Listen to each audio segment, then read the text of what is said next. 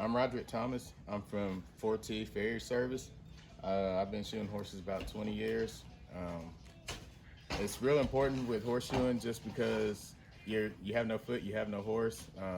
Has a lot to do with their health and their stability and your safety also. If the horse is unbalanced or anything, they could fall on you. They could, it has a lot of variables. I'll try to explain as best I can as far as I go, but also what I'm working with is a draft size shoe. It's a size 8, it's the biggest shoe they make in stock. Other than that, you would have to go out and order one or build one yourself. It has what we call borium on it. It's a clean. It's the sometimes people call it a non-skid. It helps to help them from slipping on concrete or smooth surfaces. It's made out of tungsten carbide and brass. What we do, we heat it up and we braze it to it. I already had this one done, and unfortunately I don't have my equipment to make it with, but this is what it turns out to be, and it just helps give them some kind of stability when they're walking on asphalt. So what I'm doing right now is trying to shape this shoe to match the horse's foot. You always match the shoe to the horse's foot. It's not trying to make the foot fit the shoe. It's just like us with our feet. We got to have a shoe that fits us, not trying to make our foot fit the shoe. So you got to have a really good eye, and you'll find your high and your low spots. And as we can see right here, it's pretty straight going across from the toe to the hind quarter, to the heel quarter. And if you look straight across, you can see it's a little high right there. So I'll come across here and I can actually see kind of a bubble right there, a bulge. Hit it one time, it sits to flat. And then come back and look, and we're pretty straight. Now I'm gonna see if it fits the horse the way I want it, and we'll nail from there.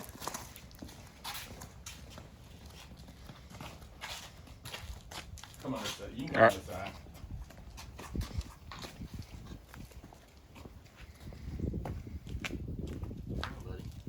Well, come here, bring the camera here for a minute. So on this foot here, we've had a few issues with this dry weather wanting to make it break off at the nail holes. So when I say I'm gonna fit the shoe, you'll be able to see I have to line those nail holes up in a certain spot, which I'll show you from the bottom. But when the shoe fits, it'll fit as best we can for this particular situation right here. So just keep that in mind as we go on. Come on, buddy. Get.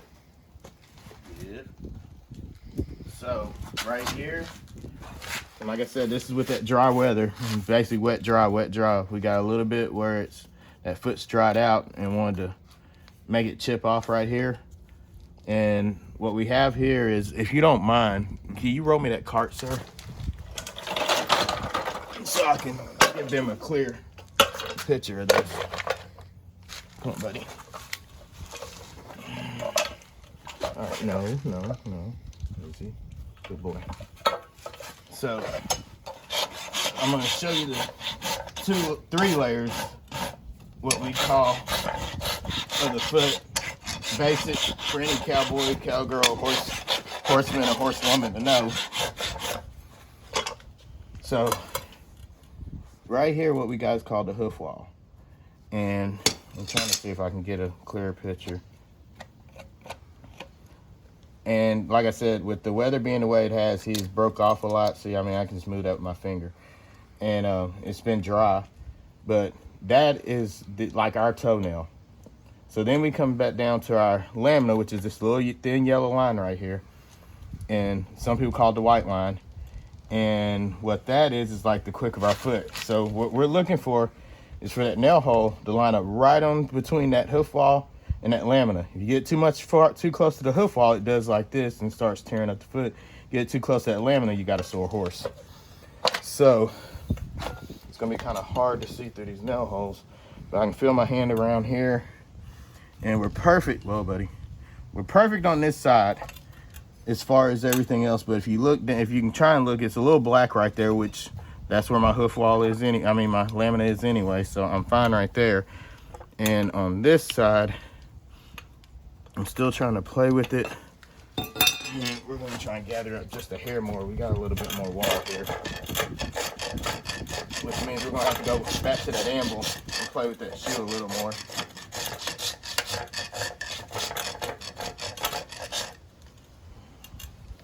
Trying to make sure I'm in my safety zone as far as that goes. And actually, it might be a little bit easier to adjust this. I may just be able to tap in on the sides and close the shoe in a hair. Alrighty, let's make our way back to that anvil. Always make sure you keep your tools clear of the horse, so if they move, they don't damage your tools or hurt yourself.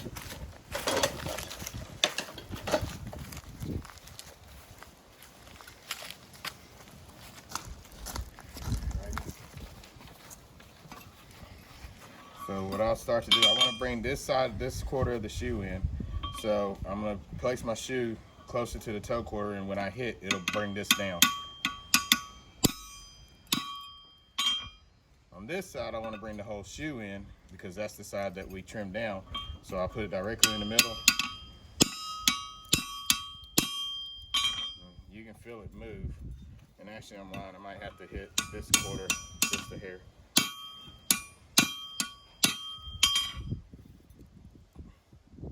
I usually have a forge and it'll be hot. A whole lot easier to move a shoe this big with that forge.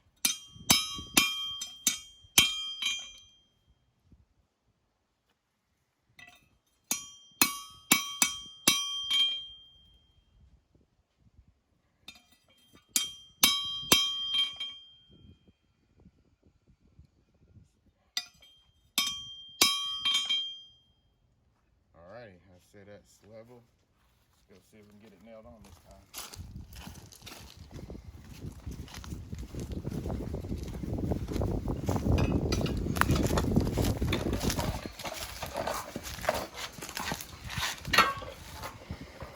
Come on, buddy.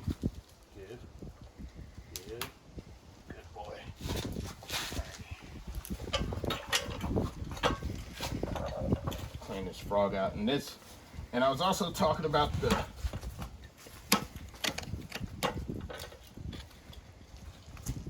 give me a second. This ain't as easy as it looks. And I was also talking about the hoof wall and the lamina. So this whole part of the horse's foot is the sole. This is where if you get touchy on cutting too deep, you can end up with an issue also. Alrighty, looks like we got a glove-like fit right here. And actually, a lot of that access I thought was going to show is actually going to be out of the picture. So these are what using. We have different size nails for different situations. And those had a little bit bigger head, but this is a new shoe, so I'm going to want to use it with a smaller head. What we'll do is what we call pitch to nail at a certain angle. And you want to feel the angle of that hoof wall, and you go slightly pitched in. That nail will angle itself out as we hit, and I'll actually show you on this side. I got my nail pitch, and that's the soft spot where that foot is not wanting to cooperate with me, so we'll go to another nail hole. That's why there's so many nail holes, so if you get in a spot you need to, you can move that shoe around and get you a solid foot. As you can hear, that sounds almost like hardwood, but it's still wanting to give us a little bit of an issue, and there's no problem with that. What I do is leave that nail marked, that hole marked, so the shoe stays in place,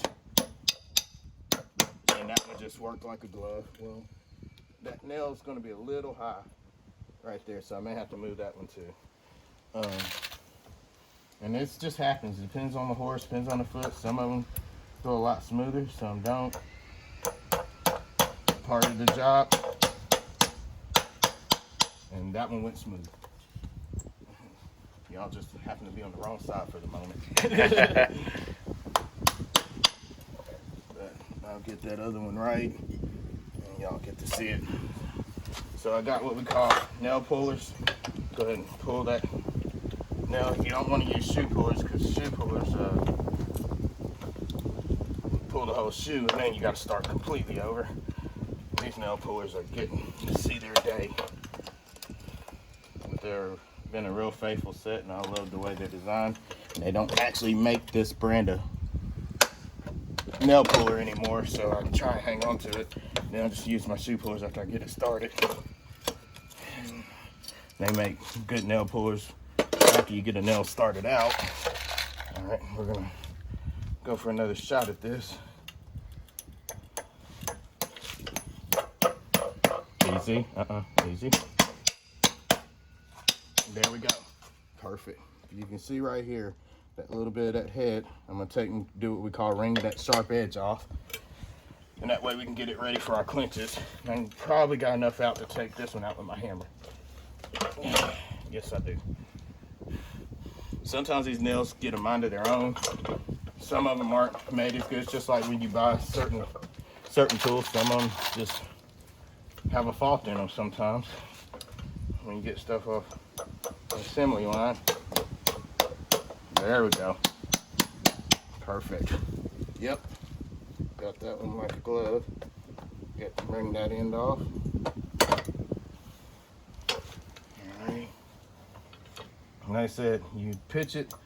It may look like, oh man, he's going in pretty deep. Well, no, because after a minute, if you got to angle that hoof all, that nail is designed to start working its way back out. And some people might ask, well, why aren't they in a straight line? Well, I mean, it's pretty and nice if it is, but think about woodwork. When you put something in a straight line, that's just creating a weak spot in a straight line. I mean, so if they're angled, staggered or angled a little bit, it's actually better stability-wise, but there's nothing wrong with it being in a straight line, so we don't fight that issue at all. We take what we get and go with it. It's a big animal. They have a mind of their own. And the quicker you can let them be a horse, the better off it is on you and them.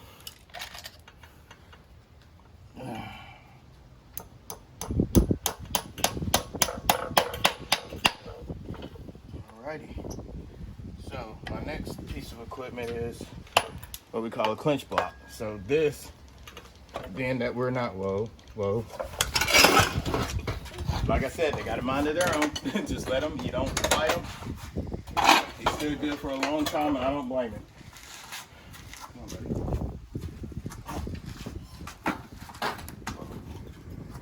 And while we got him down, this is part of what I'm talking about, where the nail holes line up, but you're still gonna have a little bit of this. There's nothing you can do about it till that foot grows out, which that foot grows from this coronary band straight down. So this will all eventually grow out over time.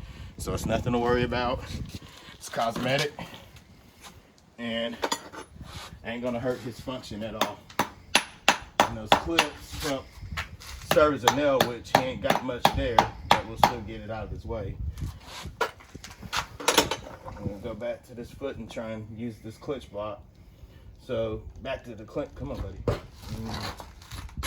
Yeah, you got ring. All right, bud, come on. So with this clinch block, we've been hitting against this shoe, but we've had nothing supporting it as far as stable to keep it from where that nail will really suck down into that shoe. So that's what this for. We block it on the back of my clinch, hold it down, and if you look, you can see how that got flush with the shoe, and that one's still barely high. It doesn't take that much. And some of these, depending on the shoe, some of them go down further than the others. Like I'm probably gonna pull that one. That one's a bigger nail. And I handmade my clips. So sometimes when you're hand making them, those nail holes will get a little bit tight. And we do have a tool called a Pritchel that we can spread it out with. But it's just as easy just to use a smaller head nail and be done with it. Actually, I'm lying, those were the smaller nails. I might have should have used Pritchel it. Okay. But it's not gonna hurt anything. It's just, and then sometimes the second time I'll make it go down further like it just did. That nail actually Pritcheled it out itself here. All right, so now we have this excess toe. And what we're gonna do with it is just slightly get rid of it. And then over the front, when we go to clinch and dressing, we'll go ahead and clean it up the way it needs to be. Alrighty, we're done with that bottom side of it. We're gonna go ahead and go to the front, get ready to dress and clinching.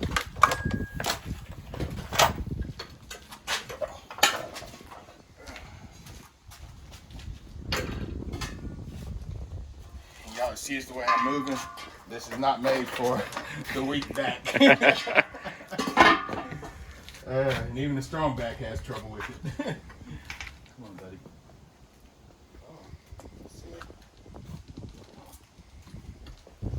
Good boy. Easy. Good boy. So now what we're fixing to pull out is my clinchers. I got to probably, I want to say 3 or 4 step process to doing what we call dressing and clinching the foot. So the clinches are, like I said, to clinch these nails down. People probably think we nail them in and they just stay on. No, you got to clinch them down, or crimp, or clamp, however you want to say it, but it's clinch is the professional word for it. And I'll knock these little nail ends down just a hair, just to smooth out the rough edges. And I'm doing with my rasp what we call a gouge, and that helps seat that nail further down in that foot so it holds a little bit better. And also a rule of thumb is, now easy. So how you can see some of that foot's broke off, you don't want to leave your clinches too long, because if they get caught in something, the shoe's coming off no matter what, if they get their foot caught. So you rather the clinches be short and thin enough where if they catch it, they pull the shoe off instead of breaking part of their foot off. Then we might not have anything to nail to on the next round, which is the same reason I don't use all the nail holes. That way, if something does happen and they break part of the foot off, I got an extra spare nail hole to use. That'll clean part of a foot. This is where you get your reflexes tested out every now and then. Come on, buddy. Come on. We gotta come up close to that. And another thing, always make sure your horse has plenty of room and not sitting back on the end of the rope. So a lot of times it'll put them in a panic mode because they'll feel trapped. Most horses are considered claustrophobic anyway, and we all know that as horse people. So if they feel any kind of trap situation, a lot of them will retaliate. So us being horse owner and horse people need to pay attention enough to make sure they're not caught in that situation. Alrighty, so this comes a little bit of rasp work with a bigger horse like this. And I apologize. I know all y'all should know what a draft horse is, but this is a Belgian. He is one type of breed of a draft horse. They typically tend to be this color. But a lot more foot to work with than your typical horse, which turns into a bigger expense all the way around. But they're also gentle giants. I prefer to ride them than shoe them, but I like shoeing them too. My back prefers to ride them instead of shoeing them. But they're good boys. Like I said, a lot of rasp work. So what I'm doing is pulling that foot back to the shoe, which is not the same as shaking, which is not the same, like I said before, trying to make the foot fit the shoe. All that's doing is pulling all that excess hoof wall away safely instead of me cutting it off and then cutting too much and not having nothing to work with. And that's the only reason for me doing so much rasp work. And it takes a few rounds, and then I'll brush over the top. And this right here, what I'm doing is creating what we call an Amtrac, or a beauty ring, which the purpose of it is to make sure that shoe sits outside that foot. So if he does hit any kind of issue that's going to hurt him, that shoe will take the impact of it first. So all I'm doing now is bringing that foot back to that shoe a little bit. And there's only so far you can go considering the situation, the horse's foot, and the breed. So they all look, well, no. Let me stretch, easy. Well, good boy. No.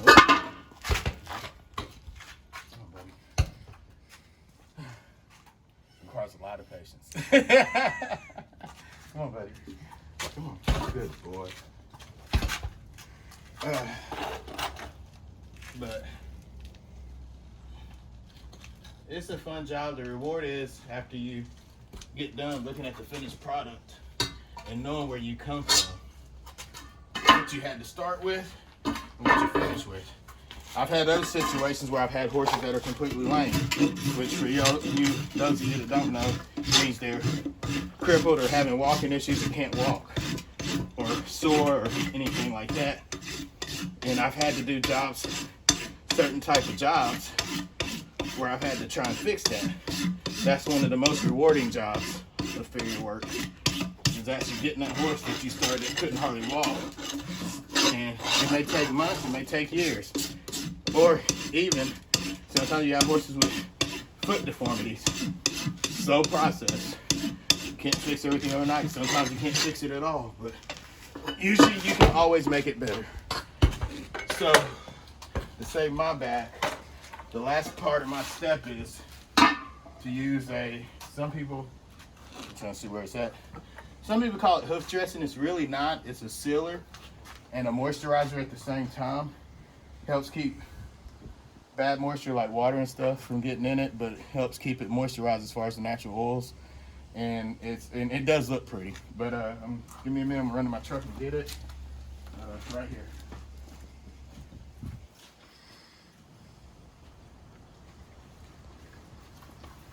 And it's called Kevlar Tough. It's got Kevlar fibers in it, but as you can see there, it says hoof guard and seal, but it's also a natural moisturizer. It's really great. I just found out recently, I thought it was like you can only use it for a certain amount of time, period of time. It wasn't a weekly thing, but I found out recently you can use it weekly. So if you got a horse that's got issues with this dry weather and stuff, and dry weather and stuff, it wouldn't hurt to put some on there. I want to say it's 3 times a week. That's what I always tell anybody about anything. And if I believe I read this correctly, it also agrees 3 times a week. So yeah, these shoe pulls come in handy for bottle openers also. And there goes that. So you have to shake this up before you use it. And it loosened it up a little more than I thought it did. Luckily I have a refillable bottle. So you got to shake it up because it has Kevlar fibers in it, which is why I shook it up. And like so. Make sure you get it right up to the coronary band, but don't touch the coronary band with it.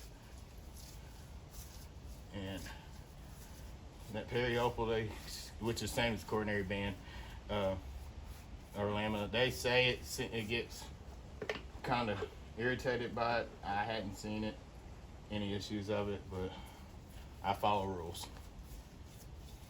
It's always rules that there for a reason. But go to the back foot, and this is the same process. Sometimes I have a helper, and this will be their job, and the dressing and clinching you just see me will be their job also.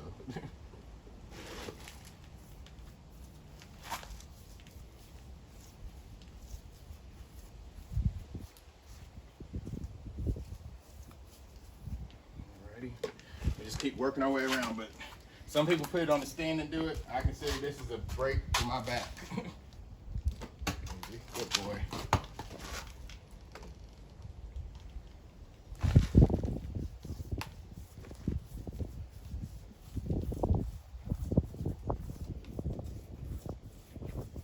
In this process, a horse this big can turn into about a 3-4 hour job if I was to do everything starting off. Usually about 2 hours just doing it regular, depending on how slow or fast I'm moving that day. But other than that, this is how you shoot any horse: draft, pony, regular size horse, quarter horses. Now, when you get to certain breeds, you change a little bit. Your gaited horses they want to leave a little more toe, not quite pull the shoe back as far as I did on these, but they still want them. They still want them pulled back. They just don't want them pulled back quite as much. But here's your finished product. And now it's time to move on to the next horse. Awesome. Thank you, Rob. Yes, sir. Hey, Sorry about that.